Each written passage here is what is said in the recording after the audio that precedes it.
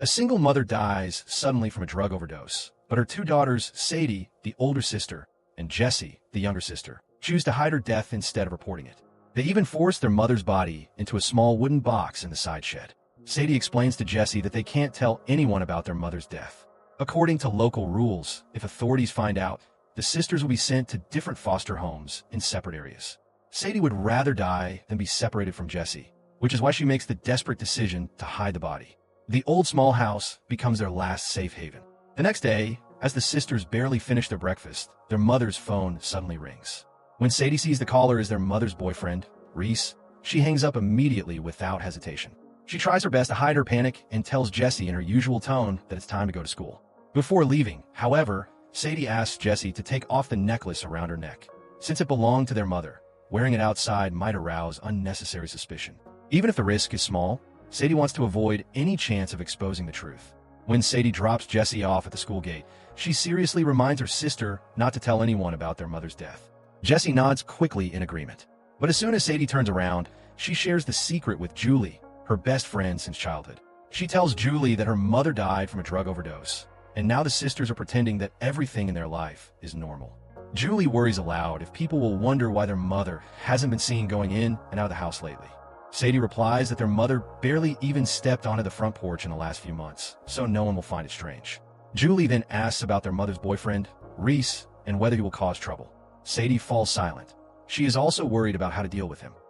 After saying goodbye to Julie, Sadie returns home to read. Suddenly, she hears a noise outside the door. It turns out the mother of one of Jessie's classmates has driven Jessie home. Sadie's heart skips a beat. Once Jessie is inside, Sadie immediately reminds her never to let anyone drive her home again. She explains that if the classmate's mother asks to use the bathroom and accidentally finds their mother's body, everything will be over for them.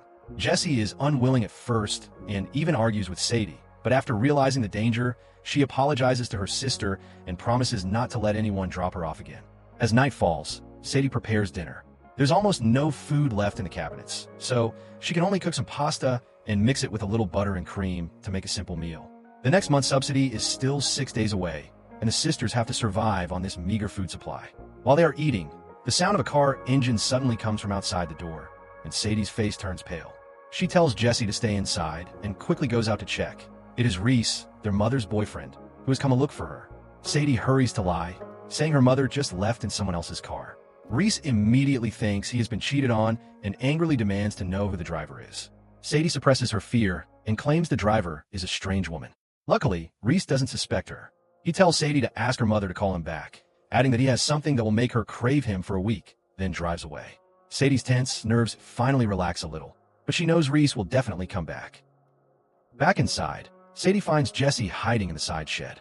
The two sisters hug tightly to comfort each other, both aware that the days ahead will only get harder. After struggling to make it to the start of the month, the sisters use their newly received subsidy to buy their favorite snacks at the supermarket, a rare small luxury. They sit on the nearby grass to eat, but Cody, the cashier from the supermarket, suddenly follows them and takes photos of them with his camera. Sadie immediately steps forward to stop him and snatches the camera, trying to delete the photos. Cody explains that it is an old film camera and there's no way to delete the negatives directly. Speechless, Sadie has to return the camera to him. When they get home, Jessie curiously asks how much their monthly subsidy is. Sadie calculates. Each of them gets $196 per month, plus their mother's share, totaling around $600. It's not a lot of money, but it's a rare steady income for their lives. Jessie suddenly asks Sadie if she feels even a little sad about their mother's death. Before Sadie can answer, there's a knock on the door. She tells Jessie to stay put and carefully goes to answer the door with a baseball bat in hand. It's just a false alarm. It's a pastor coming to spread the faith. The pastor hands over a brochure and invites them to a pizza night next week. When Jessie hears they can eat pizza for free until they're full, she wants to go with her sister, but Sadie refuses firmly and throws the brochure into the trash. However, that night, Jessie secretly retrieves the brochure and stares at it, suddenly saying that their mother shouldn't be locked in the shed. Sadie pauses for a moment, snatches the brochure, tears it into pieces, and tells her sister not to be influenced by such nonsense. She says they are already lucky to have the shed to hide their mother's body. Although Sadie seems calm on the surface, she has no idea what the future holds for the sisters. Early the next morning, the sisters are woken up by a phone call. It's the social worker who regularly visits to check on their family. The social worker says she will come to the house around 7 o'clock.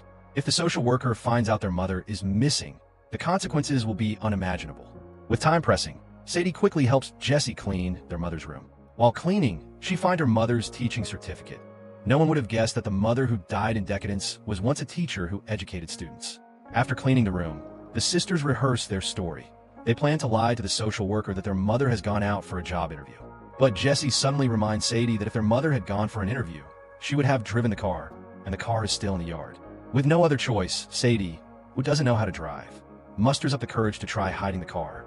Luckily, she has a knack for it, and soon parks the car in a hidden spot. Before long, the social worker arrives. Seeing the house tidy and orderly, all appliances working normally, and plenty of food in the refrigerator, the social worker asks about the mother's whereabouts while taking notes. The sisters stick to their rehearsed story, and the social worker doesn't notice anything unusual. Additionally, the social worker has a lot going on at home, with phone calls coming in one after another. So, she has to end the visit in a hurry. Before leaving, she tells Sadie to ask her mother to call her back, saying she has something important to discuss. Jessie is worried about this, but Sadie comforts her, saying no social worker in this area lasts more than a year. They just need to hold on until the social worker is replaced, and then they will be safe. Meanwhile, the town's sheriff receives a call and rushes to a crime scene. A young couple has fallen unconscious from a drug overdose. The police only manage to save one of them. The other dies on the spot. The sheriff looks at the two children being carried away and feels sorry for them. Children born to such parents are truly unlucky. When the sheriff gets home from work that night, he finds his daughter Julie's best friend, Sadie, visiting. For the first time in days, Sadie eats a proper meal. Watching the warm atmosphere of Julie's family, she can't help but feel envious. During the meal, the sheriff asks Sadie if her mother will come to pick her up. Sadie buries her head in her food and mumbles that her mother has been busy lately, and she plans to take the bus home. The sheriff doesn't suspect anything and even offers to drive her home. Sadie wants to refuse, but she can't turn down the sheriff's kindness, so she agrees. On the way, the sheriff asks if Sadie's mother is doing well and if she is still busy looking for a job. Sadie replies that her mother is looking for a teaching job. It turns out the sheriff and Sadie's mother were high school classmates. When they're almost at Sadie's house, the sheriff says he wants to go in and say hello to his old classmate.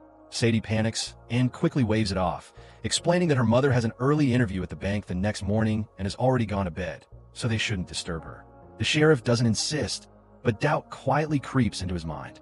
After returning home, Jessie suddenly expresses her dissatisfaction. She asks why Sadie can be dropped off by someone else while she can't, calling it a double standard. That night, Jessie even sleeps with her back to Sadie. Sadie knows she is in the wrong and quickly apologizes to her sister. Jessie is forgiving and doesn't hold a grudge for long, so the sisters quickly make up. But after chatting for a while, Jessie asks sadly how long Sadie thinks they can keep going like this.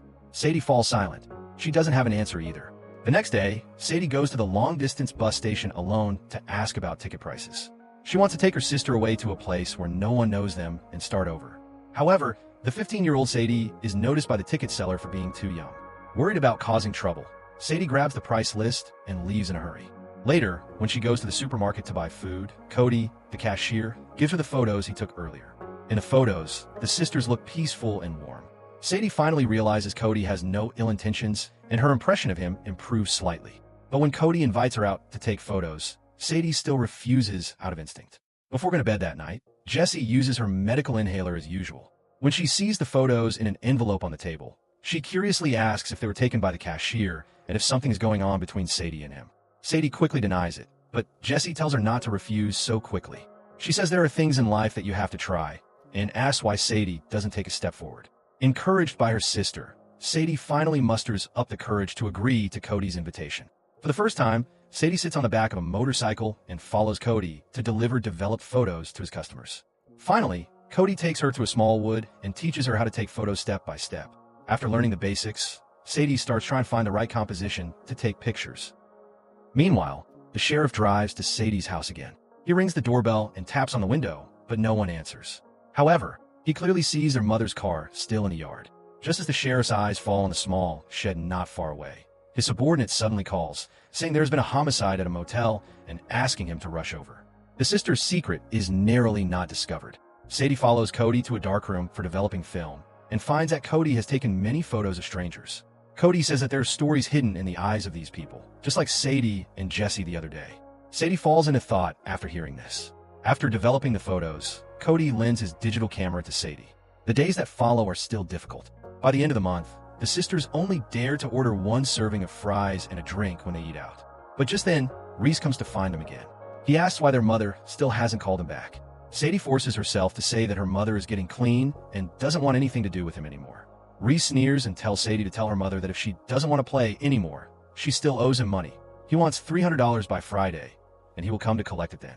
With the sisters' financial situation, there's no way they can come up with $300. In desperation, Sadie takes the camera Cody lent her to a pawn shop. But because the camera isn't new, the owner is only willing to give her $50. Sadie has to take out the necklace her mother left behind, and only then does she barely scrape together $300. That night, Sadie tells Jessie to wait for her at home while she takes the money to find Reece. As soon as Sadie steps into Reece's trailer, she feels uncomfortable all over. She wants to put down the money and leave immediately, but Reece calls her back, saying things aren't over yet. Sadie is so scared that she runs away as fast as she can.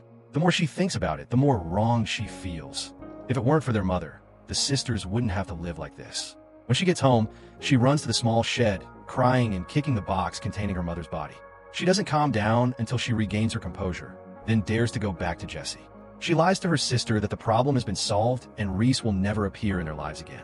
Even though she doesn't believe her own words, she knows she has to act calm to avoid worrying her sister. The next day, Sadie searches online for how an older sister can adopt her younger sibling. The answer she gets is that she must be 18 years old, but Sadie is still 3 years away from that age and has no right to adopt Jessie at all. That night, Jessie asks again if Sadie has seen their mother's necklace, saying she has looked everywhere for it, but can't find it. Sadie's heart tightens, but she forces herself to stay calm and shakes her head. Later, Sadie goes to a small motel. The owner once lost custody of his child due to drug use, but now he no longer sells drugs and instead helps people make fake driver's licenses and other documents. Sadie asks him to help make a fake ID showing she is 18 years old, as well as birth certificates for her and Jessie, and she hopes he could do it for free. After hearing about the sister situation, the owner agrees readily. That night, the sisters go to Julie's house to play. Sadie tells Julie her plan. Once she gets the fake documents, she will take her sister away from the town, find a stable job, and support Jessie's education. Julie is worried about Sadie's future, but she knows this is the best option for them right now. After receiving the next month's subsidy, Sadie redeems the camera from the pawn shop at twice the price, but she doesn't have the money to get back her mother's necklace. When she returns the camera to Cody, she can't help but agree to his invitation, and the two go to the small wood to take photos again, staying out late before parting. Early the next morning, the sisters are having breakfast when the social worker suddenly comes to the door. They don't dare to face her, so they hide in the small shed. The social worker calls out a few times, and when no one answers, she leaves. But hiding like this isn't a long-term solution. Sadie is so anxious that she goes to the small motel again, only to be told the owner has gone to a custody hearing and asks her to come back the next day. She leaves unwillingly, her anxiety growing more intense. That night, Jessie presses Sadie again about the whereabouts of the necklace. Sadie has to admit that she sold it to get money for Reece.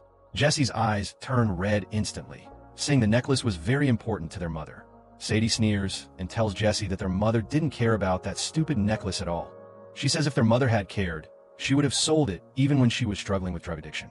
Sadie adds that their mother didn't care about anything except getting high. Jessie can't accept this and insists their mother wasn't like that and that she loved them. Sadie can't hold back anymore and tells her the truth. Their mother didn't love them. When Jessie was little, their mother left her crying in the corridor in winter just to do drugs with others. If Sadie hadn't found her in time, Jessie would have frozen to death. Sadie also says Jessie's asthma was caused by their mother. She kept taking drugs even when she was pregnant with Jessie, which damaged Jessie's lungs and made her develop asthma at such a young age. Sadie explains that she didn't tell Jessie earlier because she didn't want to destroy Jessie's illusion of their mother. But Jessie can't keep living in a lie. Jessie can't accept this cruel truth. She runs out of the house crying, but suddenly has an asthma attack, and there's no medicine left in her inhaler. She falls to the ground, struggling to breathe. When Sadie finds her, Jessie is barely able to inhale. Sadie cries and calls for an ambulance, but they live too far in the countryside, and the ambulance won't arrive anytime soon. She has to take the risk of driving herself to take Jessie to the hospital. Watching Jessie being pushed into the emergency room, Sadie wants to follow her in, but she is stopped by the doctors. She sits on a chair in the corridor, her body trembling uncontrollably, and prays constantly in her heart. Before long, a hospital staff member comes over and asks how old Sadie is and if the car outside belongs to her. Sadie doesn't answer. She only asks how her sister is doing. However, the staff member refuses to share any information on the grounds that Sadie is not the legal guardian. No matter how much Sadie begs, the staff member won't give in. She breaks down crying, saying it's so unfair. Desperate, Sadie has to contact the sheriff. Fortunately, with the sheriff's help, she learns that Jessie is safe. Sadie bursts into tears of relief, sobbing that it's all her fault for forgetting to refill Jessie's inhaler. The sheriff comforts her, saying she is just an older sister, not a mother, and these shouldn't be her responsibilities. He tells her she has done a great job.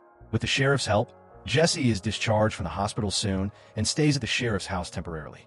The sheriff tells his wife that his old classmate, Sadie's mother, hasn't been seen for a long time and has probably abandoned her children. He also says there are too many children waiting for adoption at the Child Protection Agency, and even if the sisters are at the top of the list, it'll be hard for them to be placed in the same foster home. The next day, when the sheriff drives the sisters to school, he says he will help find their mother. This scares Sadie, and she immediately decides to leave the town that day. Julie gives Sadie all the money she has saved to help her, and Sadie is extremely grateful. She hurries to the small motel to get the fake documents, then rushes to the school to pick up Jessie, telling her they're leaving the town that day. But Jessie refuses to go. She doesn't want to leave her friends, her school, or even her mother, whose body is hidden in the box. The sisters argue, and just then, the sound of a car engine comes from outside the door. Reece has come again. Sadie quickly runs to lock the door, but Reece smashes it open roughly, pins Sadie against the wall, and roars that he suspects their mother is dead. He accuses the sisters of hiding the truth to get the $200 monthly subsidy. Reece says he can keep the secret, but in exchange, the sisters must give him the subsidy every month from now on. Otherwise, he will call the police. Sadie has to agree, but Reece suddenly has indecent intentions towards her. At this critical moment, Jessie rushes over and bites Reece's ear hard, only to be thrown aside by him. Seeing this, Sadie loses her temper completely. She picks up a nearby baseball bat and hits Reece's head hard. After the danger passes, the sisters hug tightly together. As night falls, the police arrive at the scene and carry the unconscious Reece to an ambulance, and her mother's body is also discovered. Sadie trembles and asks if what she did was wrong. The sheriff tells her she only did what she had to do to protect her family, and that there's nothing wrong with that.